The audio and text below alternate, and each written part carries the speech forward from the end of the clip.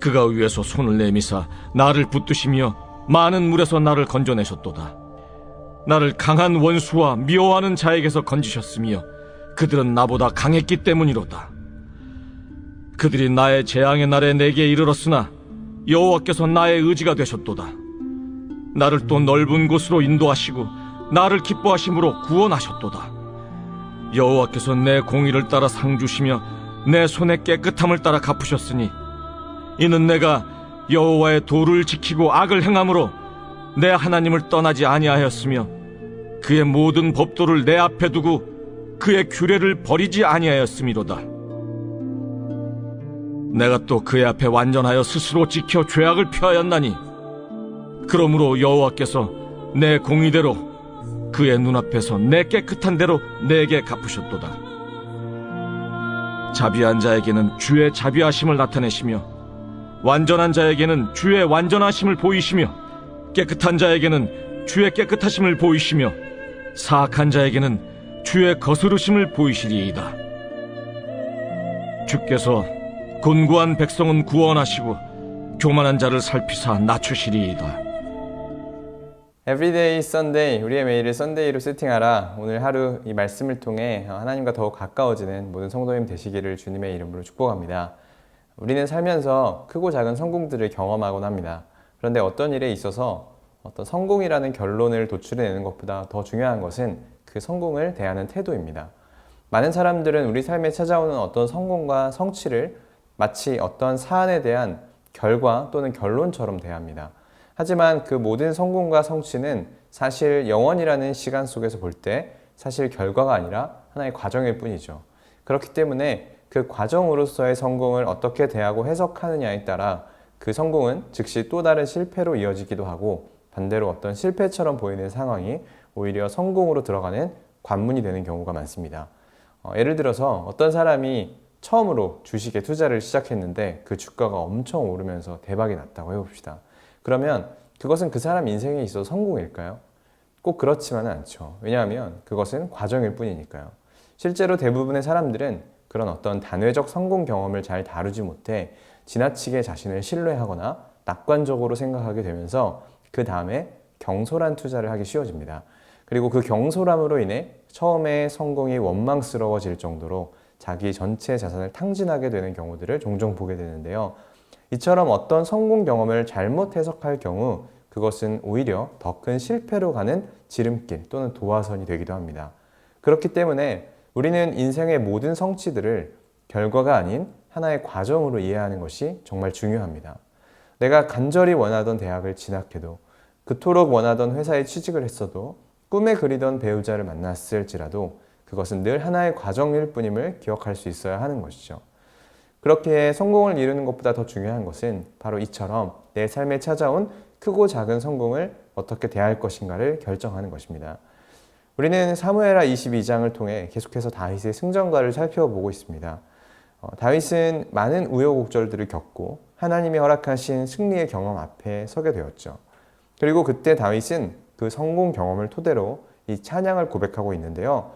우리는 여기서 그가 자신의 삶에 찾아온 승리와 성공을 어떻게 대하고 있는지를 배울 수 있습니다. 우리가 다윗에게서 배울 수 있는 내 삶에 찾아온 성공을 대하는 태도 그 첫 번째는 나를 건지신 하나님을 찬양하는 것입니다. 오늘 본문 17, 18절을 보면 다윗은 이렇게 고백합니다. 그가 위에서 손을 내미사 나를 붙드시며 많은 물에서 나를 건져내셨도다. 나를 강한 원수와 미워하는 자에게서 건지셨으며 그들은 나보다 강했기 때문이로다. 다윗은 자신이 현재 누리고 있는 이 평안과 승리의 경험이 어디로부터 온 것인지를 돌아봅니다. 그리고 그 주체가 자신이 아니라 하나님이심을 고백하죠. 그리고 18절에 보면 다윗은 내가 강해서 이 승리를 얻은 것이 아니라 그들이 나보다 강했지만 하나님이 날 건져주셨음을 고백하고 선포하고 있습니다. 저는 이게 우리가 다윗에게서 배워야 할 중요한 태도라고 생각하는데요. 어쩌면 우리는 이 성경을 읽으면서는 이런 다윗의 반응을 뭔가 당연하게 여길지도 모르겠습니다. 아니 하나님이 그렇게 수렁에서 완전히 건져주셨는데 당연히 하나님을 찬양해야 되는 거 아닌가? 라고 생각할 수 있지만요. 제가 느끼기에 저를 비롯해 많은 사람들은 확실한 구원의 순간에도 하나님이 나를 건져내셨다는 그 사실이 매우 명백한 상황에 있어도 하나님을 잘 찬양하지 않습니다. 저는 이제껏 대학생들을 많이 만나왔는데 많은 친구들이 고백하기를 자신이 기도를 가장 많이 했던 때는 고3 때라고 고백합니다. 이때는 이 대학 입시라는 간절한 주제가 있으니까 교회를 안 다니던 친구들도 막 같이 기도하고 큐티 모임을 했다고 하더라고요. 그런데 대부분의 친구들이 그렇게 기도하다가도 막상 원하는 대학에 입학을 하면 그 하나님을 향한 신앙적 태도가 눈 녹듯 사라지게 됩니다. 그 일이 하나님이 이루어주신 일이 아니라 자기가 성취한 일이라고 금세 해석해 버렸기 때문이죠. 이처럼 우리는 종종 어떤 위기를 통과했을 때 그 승리감과 안도감에 휩싸여서 하나님을 망각해버리고 자신의 노력과 성취감에만 집중하기가 쉬워집니다. 그 모든 과정을 통과한 자신의 수고만을 기리고 그 만족감에 도취되어서 하나님께 감사의 고백을 하지 않는 거죠. 여러분들도 한번 지난 날을 돌아보세요. 나에게 찾아왔던 여러 성공의 순간들, 구원의 경험들을 떠올려 보세요. 그때 하나님께 진정으로 감사와 찬양의 고백을 올렸었나요? 아니면 금세 하나님을 잊고 오직 그 성공감을 누리는 데에만 집중하진 않으셨나요? 누가복음 17장에 보면 예수님께 나병을 치료받은 10명의 환자들 중에 몇 명이 돌아왔죠? 단 한 명만이 예수님께 돌아와서 감사와 찬양의 고백을 올려드렸습니다. 전 이 10분의 1의 확률이 하나님이 경험하신 평균값이라고 생각해요. 그러니까 10명에게 기적을 베푸시면 평균적으로 1명 정도가 감사를 올려드렸던 거죠. 저는 우리가 이 부분에서 다윗을 닮은 사람들이 되기를 소망합니다. 다윗은 자신을 건지신 하나님을 찬양했습니다. 이것은 결코 당연한 일이 아니에요. 우리가 정말 당연하게 하지 않는 일임을 인정하고 그것을 반드시 다윗처럼 선포하기로 결단할 수 있어야 합니다. 이 감사와 승리는 우리가 다윗처럼 고백하고 찬양할 때 진정한 감사가 되는 거예요. 아니, 당연히 하나님이 건져주신 거지. 그걸 뭘 또 선포하고 뭐 감사까지 하고 뭐 하나님 내 마음 다 아실 텐데 라고 생각하지만 아니요. 하나님은 표현해야 하십니다. 사랑하는 성도 여러분, 우리에게 찾아오는 모든 크고 작은 승리와 성공의 순간을 그냥 지나치지 않고 감사를 외치고 하나님의 영광스러운 이름을 내 입술과 고백으로 선포하는 우리가 되기를 원합니다. 주님은 찬양받기 합당하신 우리의 구원자이십니다. 이 구원의 감격, 모든 건지심의 순간들을 인식하고 내 입술로 시인하고 선포하는 우리 모든 성도님 되시기를 주님의 이름으로 축복합니다. 그렇게 선포할 때 하나님은 우리 삶에 더 큰 구원의 감격을 부어주실 줄로 믿습니다. 우리가 다윗에게서 배울 수 있는 내 삶에 찾아온 성공을 대하는 태도, 두 번째는 공의로우신 하나님의 성품을 의식하는 것입니다. 다윗은 21절에서 여호와께서 공의를 따라 상 주시는 분이심을 선포합니다. 여호와께서 내 공의를 따라 상 주시며 내 손의 깨끗함을 따라 갚으셨으니. 그러니까 지금 다윗의 관심이 하나님의 공의로우신 성품과 그분이 상을 주시는 기준에 있음을 알 수 있습니다. 26절에서는 이렇게도 표현합니다. 자비한 자에게는 주의 자비하심을 나타내시며 완전한 자에게는 주의 완전하심을 보이시며 깨끗한 자에게는 주의 깨끗하심을 보이시며 사악한 자에게는 주의 거스르심을 보이시리이다. 그러니까 앞에서는 다윗이 구원의 주체에 대해 생각해 봤다면요. 이번에는 그 주체가 되시는 분의 기준에 대해 생각하고 있는 거죠. 하나님에게는 공의라는 기준이 있습니다. 하나님은 어떤 사람의 특별함이나 탁월함이 아닌 오직 공의에 따라 그 사람에게 상을 줄지 벌을 줄지 결정하신다는 거예요. 그러니까 지금 다윗은 자신의 현재적 승리와 성공이 하나님께서 내가 행한 것에 대해 공의를 따라 주신 상이라고 생각하는 거죠. 사람들은 인생의 성공은 주로 어떤 뛰어난 재능 또는 탁월한 지능에 근거한다고 생각하는 경향이 있습니다. 스포츠의 영역에서도 최고의 피지컬을 가진 사람이 가장 좋은 성적을 거둘 거라고 생각해요. 하지만 다윗은 그런 재능의 우열의 관점에서 성공 요인을 이해하지 않았습니다. 현재 찾아온 승리는 자신의 탁월함 때문이 아닌 하나님의 기준에 부합한 사람이었는가? 하나님은 깨끗하다고 여기는 사람의 깨끗함을 보이시고 완전하게 여기는 사람에게 완전함을 보이시는, 즉 행한 대로 부응하시는 그 하나님의 기준을 이 승리의 요인으로 생각하고 있었어요. 그러니까 그런 다윗이 제일 많이 의식한 게 무엇일까요? 내 재능을 뽐낼 수 있는 환경일까요? 내가 제일 잘 싸울 수 있는 조건과 상황을 전략적으로 조성하는 것이었을까요? 아니에요. 다윗은 늘 하나님 보시기에 자신이 어떤 사람인가 이것만을 의식했습니다. 우리는 이 사실 또한 너무 자주 망각합니다. 내가 어떻게 하면 성공할 수 있을까? 나의 어떤 탁월함이 발휘되어야 성공에 이를 수 있을까? 그렇게 나의 은사를 발견하는 일에만 집중하느라 정작 하나님 앞에 나는 어떤 사람인가? 이 질문을 너무 쉽게 놓쳐버리죠. 사랑하는 성도 여러분, 지금 나는 하나님 보시기에 어떤 모습일까요? 하나님께서 오늘 내가 한 행동, 내가 내린 결정들을 과연 기뻐하실까요? 하나님 앞에서 나는 과연 완전하게 행하고 있을까요? 그 삶에는 하나님 보시기에 자비와 깨끗함이 있는 인생일까요? 우리는 절대로 이 질문을 놓쳐서는 안 됩니다. 하나님은 사랑의 하나님이시기 때문에 내가 어떻게 행해도 사랑하실 수 있는 분이시지만, 그렇다고 해서 하나님이 사랑 때문에 공의를 포기하시는 분은 아니시라는 것을 늘 기억해야 합니다. 하나님은 사랑의 하나님이시면서 동시에 공의로우신 하나님이세요.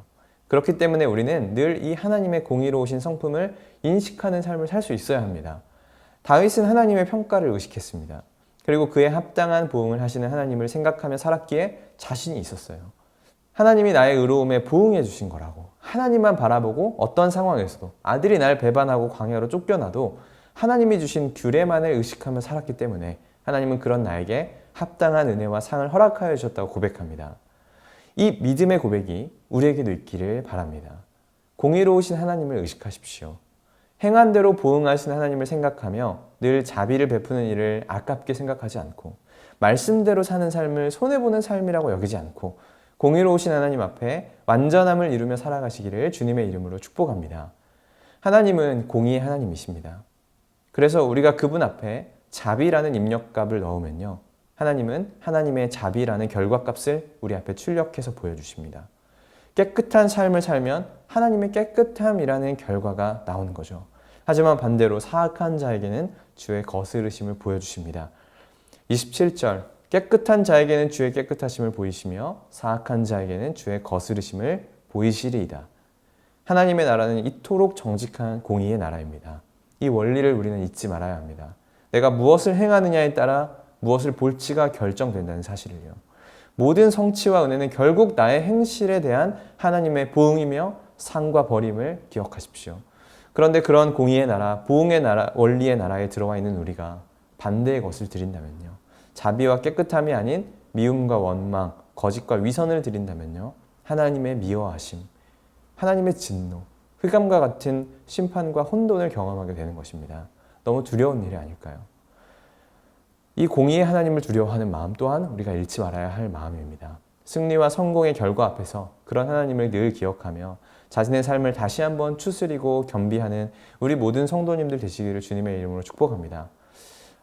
자, 그런데 저는 본문을 읽다가 아주 살짝 마음에 걸리는 지점이 있었습니다. 다들 그러셨을지도 모르겠습니다.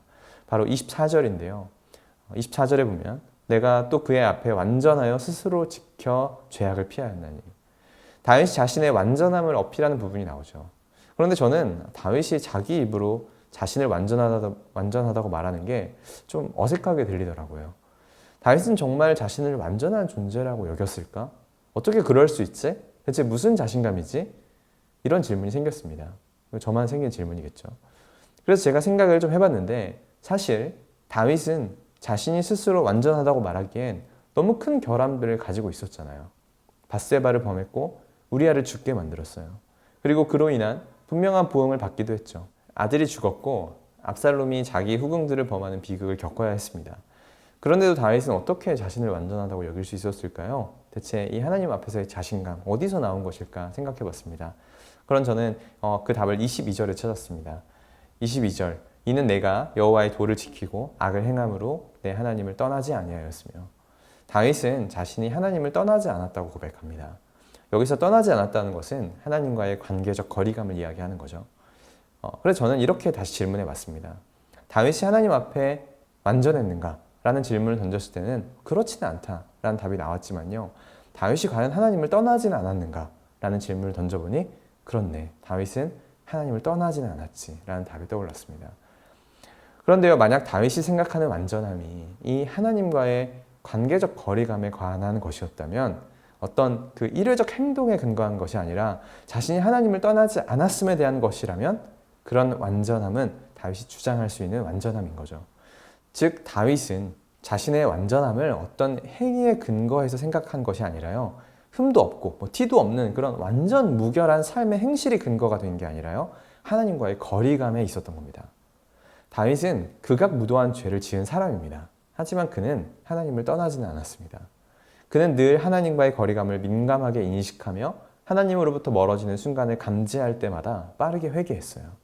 하나님과 멀어지는 것을 깨달을 때마다, 내 삶에 위기가 찾아온 것 같을 때에도, 나단 선지자가 자신의 죄를 알려주었을 때도 그는 즉시 회개하고 하나님 앞에 늘 엎드렸거든요. 즉, 이 회개가 하나님 앞에서의 완전함의 근거였던 거죠. 사랑하는 성도 여러분, 다윗은 늘 하나님 곁에 머물고자 했습니다. 저는 이것이 다윗에게서 배울 수 있는 성공을 대하는 태도 세 번째라고 생각합니다. 바로 늘 하나님을 떠나지 않는 겁니다. 하나님과 가까울 때 기뻐하고 찬양할 줄 알고, 하나님으로부터 멀어졌을 때 회개할 수 있는 이 거리 감각, 그렇게 자신이 어떤 순간에도 하나님을 떠나지 않았음을 선포하고 있는 이 다윗의 고백이 저는 너무나도 놀랍기도 하고 부럽게도 느껴집니다. 나는 하나님을 떠나지 않았다. 나는 죄를 짓긴 했지만 단 한 번도 하나님을 떠나지는 않았다. 사랑하는 성도 여러분, 우리에게도 이 다윗이 가지고 있던 이 주님과의 거리 감각이 늘 생생하게 살아있기를 소망합니다. 지금 주님과의 거리는 어떠신가요? 주님 곁에 계신가요? 아니면 멀어져 계신가요? 하나님을 떠나지 마십시오. 하나님과 나 사이에 어떤 실을 달아놓은 것처럼, 주님과 우리 사이에 줄자가 있는 것처럼 그 거리를 늘 인식하고, 멀어지면 좁히려 하고 가까우면 기뻐하는, 그렇게 다윗과 같이 주님과 더욱 깊이 교제할 수 있는 우리 성도님들 되시기를 주님의 이름으로 축복합니다. 말씀을 맺겠습니다.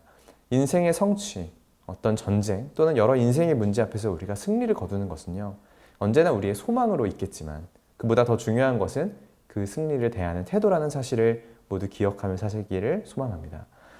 그래서 인생의 중요한 성취의 순간이 우리에게 도래했을 때 그 중요한 기로에서 다윗처럼 하나님의 건지심을 찬양하고 그분의 공의로우심을 인식하며 늘 그분 곁을 떠나지 않고 머물 수 있게 되시기를 바라고 소망합니다.